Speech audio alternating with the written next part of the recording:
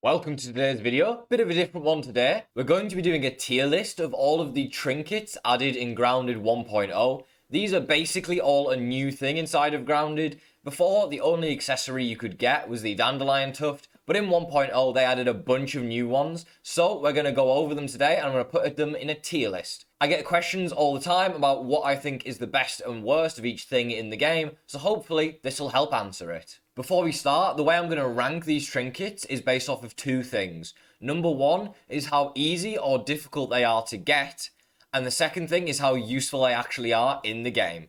With these two factors combined, I'll give them an overall ranking on where I think they should be on the tier list. First off, we've got the Sour Trinket. Now, for those who don't know, this one drops from Sour Wormholes. I think it's roughly a 1% chance to drop, and it increases your sour damage. Yeah, I think I'm going to put this one in D. Sour damage isn't very good against most enemies. There's not very many enemies weak to it. And sour candies are probably the least frequent candy on the entire map. And with this thing only being a 1% drop chance, it's pretty hard to get. Next, we got the Salt Shard. Now, this is also a 1% chance to drop from what I've heard, but there's a lot more salt on the map. There still aren't that many enemies weak to salt damage, though. There's only about 8 enemies in the game weak to it, if you don't include stuff that respawns. So, I'm going to put this one in C tier. It's okay, but not that much use. Next up, we have the Mantis Trinket. Now, this gives you crit energize, so every time you hit a crit on an enemy, it gives you 50 stamina back. The problem with this trinket is it is a 1% drop chance from the Mantis. And if you don't know, it's a pain to get. On my world currently, I've killed 74 mantises and I'm still waiting to get this trinket. The bonus from it is okay, but it's not great. I'm going to put it in C tier because it's not that good, but I can see situations in which it might be useful for certain builds. Next up, we have the Fluffy Dandelion Tuft. I am going to put this one in A. This is roughly a 1% drop chance from the dandelions when you cut them down. It's basically just an improved glider. Obviously, you carry a glider around pretty much everywhere you go just to prevent fall damage. And this one is a slight improvement. It's nothing amazing, but it's nice to have. I was using one recently, and it's actually lasted quite a long time. I was kind of surprised. Next up, we have Sarah's Charm, as well as the left and right elf charm. I'll kind of rank all of these together. I think I'll put it in B with the individual parts in C, maybe. For those who don't know, the left part gives you invincible shielding. The right part gives you invincible attacking, I guess. So when you perfect block, if you have the left part equipped, it has a chance to repair your shield partially. When you have the right part equipped, it has a chance to repair your weapon partially. When you have the elf charm equipped, it can repair either when you do a perfect block. I'm not a huge fan of this one. I haven't really used it, but I can understand that some people do like this so that they don't break their weapons. But I would have liked it if it also repaired your armor, because without it repairing your armor, you still need to carry repair glue with you as well as carrying the trinket. So it just takes up another extra inventory slot. Next, we have the Rotten Berry Charm.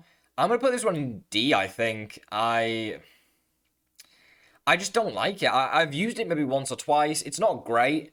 It basically does like a little rotten cloud if you're using a rotten weapon, though. And there's only 3 rotten weapons in the game. The Rotten Red Ant Club, the Rotten Stinger Spear, and the Rotten Lava Blade. So this is really only good early in the game, and even then, it's not a great trinket to use. There's so many that are so much better than it. Next up, we have the Broodmother Trinket. Now, for those who don't know, this one will give your summons, like your spiderlings from Mom Jeans, or the Mant from the Mysterious Stranger, a poison effect. So it's for poison builds. I would put this in B, I think. It definitely is better than the Mantis one, and it's also easier to get, because the Broodmother BLTs aren't quite as expensive to make. And I kind of do like it. It's pretty good. If you get the chance to use it and you're going for a mega poison build, it is pretty useful. Next, we have the Fungal Charm right here. Now, I think I'm going to put this one in... Ooh. Maybe C, I think. Again, this is a 1 in 100 chance to drop when you chop down the fungal stuff in the haze. What it does is it increases your explosive resistance, so it can be good against some enemies, particularly the haze ones. I've never used it really, but I know it can be quite useful against the infected wolf spider, especially if you're on woe difficulty, but I haven't really used it much, and it's really hard to get, so for that reason I'm putting it in C tier. Next up we have the Char Char Charm. Now this increases your spicy attack, but it does have a 2% chance to drop, Unlike the other two that we've covered so far, they only have a 1% chance to drop, making it slightly easier to get, and there's more enemies weak to spicy damage than there is to salty and to sour. So for that, this one goes in 80. The Suspicious Ice Cap Mint is going to go in the same place, as both of them have similar number of enemies weak to them, and both of them are pretty useful. They both also have a 2% drop chance when you're breaking their respective candies. Next, we have Thor's Pendant. I don't think I even need to question this. This one is S tier. You can pick it up with no random chance. Just grab it straight from the tree trunk. The only issue with this is there's only one of them. It doesn't respawn or anything. So if you're playing multiplayer, only one person gets Thor's Pendant. But it is by far the best trinket. It 100% has to go in S tier. There's no reason why it can't be up here. It literally gives you an insane number of buffs, all of which are amazing. There's no drawbacks to it. You have to use this one. Next, we have the Insulating Lava Spike. Now, I think I'm going to put this one in A as well. This one, I don't really know how the drop works. Basically, you go to the lava cave, and the ladybird lavas will drop it. It seems to be way more common if you're inside of the ladybird lava cave. And it gives you sizzle protection. It's pretty easy to get. I've got like 4 or 5 of them on one of my worlds. They drop pretty commonly. It gives you sizzle protection. I found myself using it quite a lot. If I can't quite be bothered to put the antlion armor on for going to the sandbox, I'll just equip this. It's also very useful when you're trying to do the lockdown to unlock the Kultana. So this has to be an A tier. It's a very, very good trinket. I like it a lot. Next, we have the Power Droplet. This is S yet again. There's no RNG chance with drop rates for this one. You can get it guaranteed by going to a certain spot on the map and picking it up.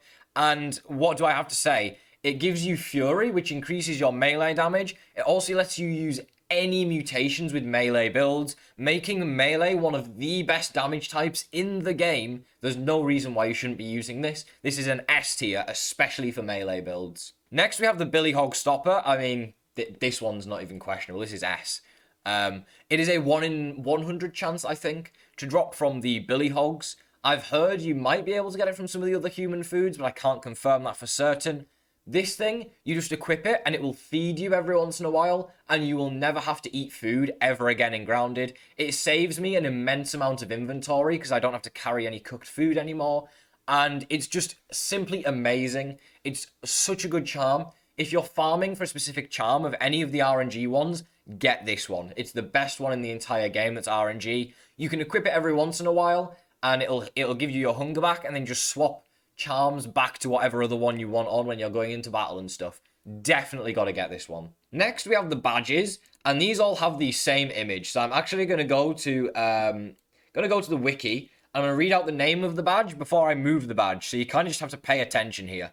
The first one we're going to do is the biomedical badge. This one is in the sandbox, and it increases your regeneration rate, but it takes away your food really quickly. It's bad for food conversion, basically. I don't really like this one at all. This one has to be a D for me. It's just not good. I wouldn't recommend you use this whatsoever. It drains your food way too quickly, and it barely increases the amount of health you regen. Next up, we're going to do the compliance badge. So this one, for anyone who doesn't know, is in the hedge, and it gives you parry heal. So every time you parry an attack, it heals you. But if you get hit, you take more damage. This one's going to be an A. It's not great on woe difficulty because you get killed pretty quickly, but on medium and mild it can be really good, especially against enemies like the Black Widow where you're taking poison damage and you need to heal. Definitely one you should consider using for certain builds. Next, we're going to do the defense badge. This one increases your defense, but it reduces your attack. I'm going to put this in C. Not a huge fan of it, but it can be quite useful for if you're really, really struggling to block attacks. It does increase your defense enough just so you can last a bit longer. Next, we have the Entomologist badge. This one increases your attack, but it gives you imperfect block, so you can't perfect block any attacks. This one is going to have to go in D tier. I really don't recommend this one at all. You're going to get killed if you can't perfect block in most situations. It can be useful in very, very few situations. Maybe if you're trying to do a lot of damage to a certain enemy, like Director Schmechter, and you're using a charged attack from a certain giant arm that does an electrocution. But it's not really that useful. I wouldn't recommend it at all. Next, we have the Intern badge. I'm going to put this one in A. This is the one that gives you increased hauling strength, 10 extra hauling strength, but it reduces your movement speed. That's the reason it's in A. because of the reduction in movement speed. Otherwise, it would be an S, but it is a very, very good badge to use, and I definitely recommend it while you're building your base. The final badge is the Toxicology badge. Now, this one gives you increased Ghast and Dust Guard, but it makes you take more poison damage. This used to be in my S tier because it used to give you 100% gas guard, so you didn't have to wear a gas mask anymore. And then they nerfed it. So now I'd probably have to put it in the B tier. It's not as good. It can be good for killing certain things like stink bugs, where you don't need a gas mask if you're fine with taking a little bit of damage. But it's not great. You don't really need to use it. That's my overall tier list, though. These three are three trinkets that were cut from the game. They're not currently in the game. You got the zip line up, which takes you up zip lines. The web one, which breaks web sacks quicker or something, I think. I don't know what this plate one does. So we're not really going to cover those because they're not in the game. That's my overall tier list. Let me know what you think in the comments if you change anything. Let me know what your favourite trinket is down below. And yeah, I'm still trying to get the Mantis trinket and the Mint trinket in my world. So hopefully by the time this video comes out, I'll have already gotten them both. But we'll have to wait and see. I'll see you guys in the next Grounded video.